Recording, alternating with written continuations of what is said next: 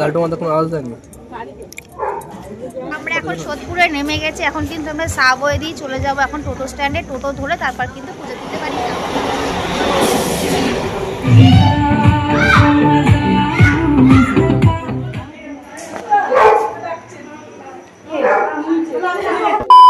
Hello everyone, welcome back to my YouTube channel.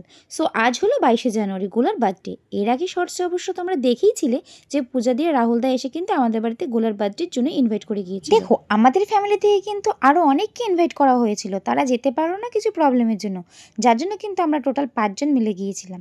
দিদি, ভটকু, মামনি, আমি আর মা। রেডি হয়ে বিকেলবেলা কাকিকে টাটা দিয়ে আমরা কিন্তু বেরিয়ে পড়লাম যাওয়ার উদ্দেশ্যে। আর আমরা যাওয়ার আগে দিদি আর ভটকু কিন্তু আগে থেকে টিকিট কাউন্টারে চলে গিয়েছিল, কারণ টিকিট কাউন্টারে লাইন পড়বে। আমরা আসার আগে কিন্তু আমাদের টিকিটটা পুরো কাটা হয়ে গিয়েছে। এখন বাজে কটা? 6:57 না? এখন 6:57 বাজে না 5:57। আরে কেনা কে চাতে হো?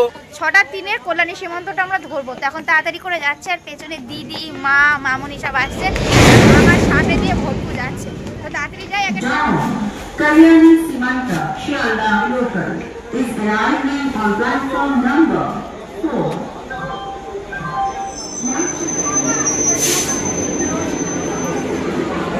এসে গেছে, ট্রেনে উঠে নি, তারপর দেখি সিট পাই কিনা। সিট পেলে তারপর তোমাদের শেয়ার।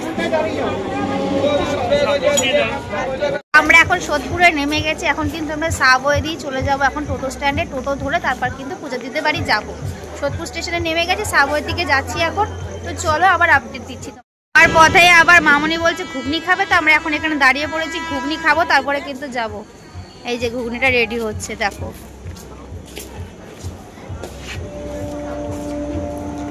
ঘুগনি না খেয়ে যেতে পারবে না, আগে ঘুগনি খেয়ে নি, তারপরে কিন্তু আমরা এখন যাবো। দিদি প্রথমে বলেছিল খাবে না, কিন্তু এখন খাবে। আগে ঘুগনিটা টেস্ট করে নিয়ে না খেতে হবে। আসতে থাকুক ওরা। সাবওয়ে দিয়ে বেরিয়ে গেছি, এখন কিন্তু আমরা টোটো ধরবো এখান থেকে। কত দূর আমি যাইনি, এই ফার্স্ট টাইম যাচ্ছি। দিদি আবার অ্যাড্রেসটা ভুলে গেছিলো, পূজা দিকে ফোন করে আবার অ্যাড্রেসটা নিয়ে নিল। এখন যাচ্ছি টোটো ধরার জন্য। যাই দেখি কতক্ষণ সময় লাগে, তারপর ওদের বাড়ি গিয়ে তো রিভিউ দেবো। একটা জিনিস কি তোমরা কেউ খেয়াল করেছিলে? আমি কিন্তু শীতের কোনো পোশাকই পরিনি, বিকজ দুদিন ধরে আমাদের এখানে ভালোই গরম গরম কিন্তু ওয়েদারটা ছিল। তোমরা যারা আমার রেগুলার ভিডিও দেখো তারা কোথা থেকে দেখছো আর তাদের ওখানকার ওয়েদার কেমন, তোমরা কিন্তু চাইলে অবশ্যই আমাকে কমেন্টে জানাতে পারো। সো ফাইনালি আমরা কিন্তু টোটোতে বসে পড়েছি। যেহেতু ব্যাক সাইডে উল্টো দিকে বসলে আমার মাথা ঘোরা, তার জন্য কিন্তু আমি ফ্রন্টের দিকে মুখ করে বসি।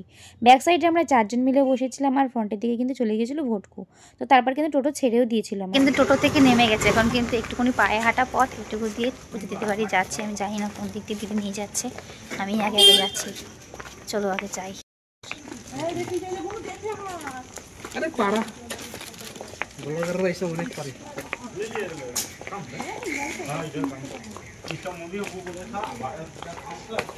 কত দূর এখনো? চলে এসেছি। কোনো লাইট টাইট কিছু নেই তো? ও গাইস দেখো, আমরা চলে এসেছি। ওই যে গেট করা, দাঁড়াও, তোমরা দেখতে পাচ্ছ অবশ্যই। চলো যাচ্ছি। আর একটা যা ড্রেস পরে এসেছি, রাস্তা ঝাড় দিতে দিতে যাচ্ছি আমি। চলে এসেছি আমরা।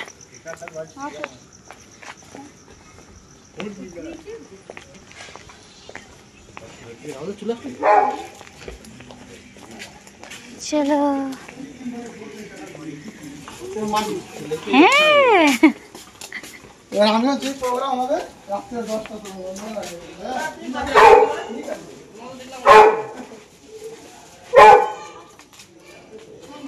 ও বাবা, কুকুর খোলা নাকি? না না, আমি যাবো না। মানুষের মতো না, বয়স্ক মানুষের মতো না। কি হয়েছে, কি হয়েছে? বসো বসো বসো। হ্যাঁ বসো না।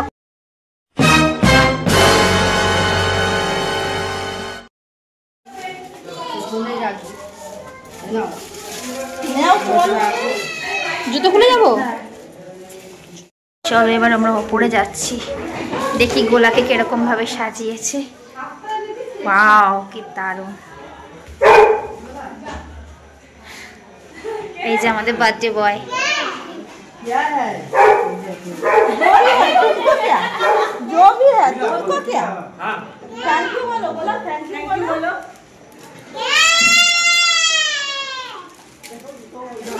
भैया माँ से मेरे दे ভালো আছো খুব তাড়াতাড়ি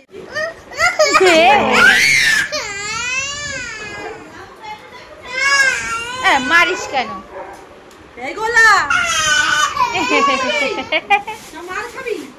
আমার দিদি আর জিজু কিন্তু বাচ্চাদের পেছনে লাগতে খুব ভালোবাসে, মানে বাচ্চাদের খেলনা কেড়ে নেওয়া, তাদের রাগানো, ইচ্ছে করে কাঁদানো, এসব আর কি। আমার কিন্তু এসব একেবারেই অপছন্দ। ওয়াই দেবে ভোটকুড়া গোলার জন্য নিয়ে এসেছিল রূপোর ব্রেসলেট, যেটা কিন্তু দিদি সঙ্গে সঙ্গে গোলাকে পরিয়ে দিয়েছিল।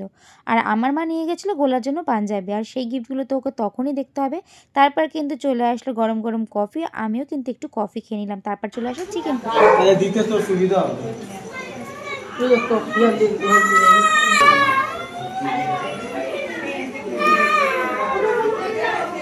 ওটা নিচে নিচে আমি খাবো না ওই সময়।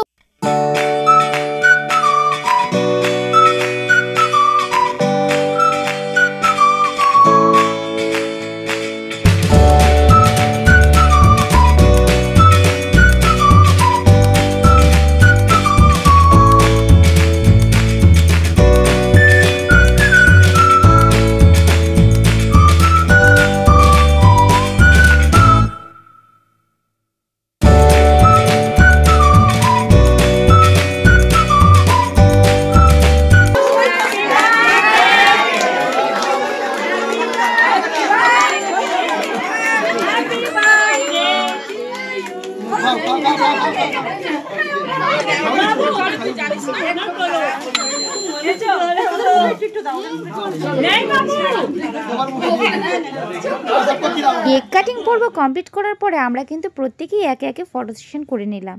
আর জানো তো ফটোগ্রাফি দাদা আর কিছুক্ষণ লেট করলে কিন্তু গোলার বার্থডে কেকটা কাটা হয়ে যেত। তো তারপরে কিন্তু আমরা অনেক কটা ফটো তুলে নিয়ে চলে গেলাম সোজা ডিনার টেবিলে, কারণ রাত হয়ে যাচ্ছে, আমাদের আবার ট্রেনে করে বাড়ি চলে আসতে হবে।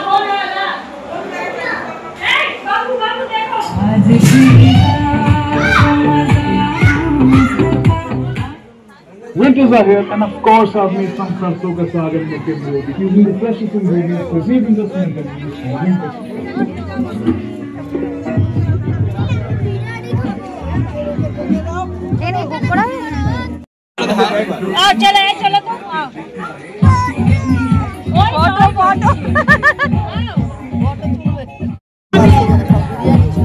আমাদের চলে এসে প্লেট, টিস্যু, এই যে আমার পাশে একটা বেবি গার্ল বসেছে।